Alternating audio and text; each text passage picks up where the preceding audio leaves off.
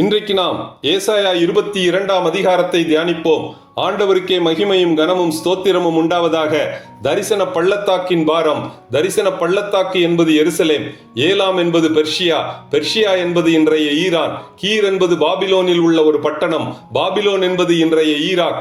அசீரிய ராஜாவாகிய சனகரிப்பின் நாட்களில் ஏலாமும் கீரும் அசீரியாவுக்கு இராணுவ ஒத்துழைப்பு கொடுத்தன.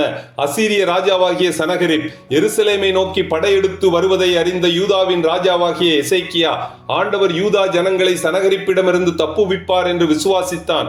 ஆனால் யூதா ஜனங்களோ விசுவாசிக்கவில்லை. அவர்கள் எருசலேமின் கோட்டை சுவரை பலப்படுத்தி எதிரிகள் நுழையாமல் தடுப்பதற்கு எருசலேமை சுற்றிலும் 2 மதில்களுக்கு நடுவே பழைய குளத்து தண்ணீரினால் ஒரு அகலை உண்டு பண்ணினார்கள்.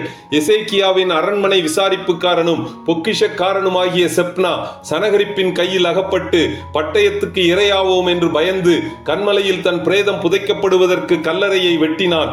ஆண்டவரோ செப்னாவின் அதிகாரத்தை நீக்கி இல்கியாவின் குமாரனாகிய எலியாக்கீமை ஏற்படுத்தினார். அவன் எசேக்கியா ராஜாவைப் போல ஆண்டவர் மேல் விசுவாசம் வைத்து எருசலேமுக்கு ஆதரவாக இருந்து அதை சனகரிப்பின் கையில் இருந்து தப்புவித்தான்.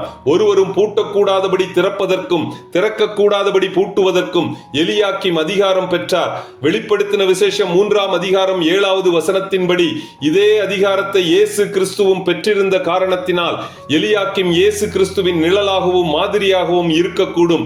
யூத ஜனங்களோ இயேசு கிறிஸ்துவை சிலுவையில் அறைந்து மரணத்துக்கு ஒப்புக் கொடுத்தது போல எலியாக்கீமையும் செயல்பட விடாமல் அவனுக்கு கொடுக்கப்பட்ட அதிகாரத்தை இழக்க செய்தனர். இத்துடன் ஏசாயா 22ஆம் அதிகாரம் முடிவடைகிறது. கர்த்தர் தாமே நம் எல்லோரையும் ஆசீர்வதிப்பாராக. ஆமென்.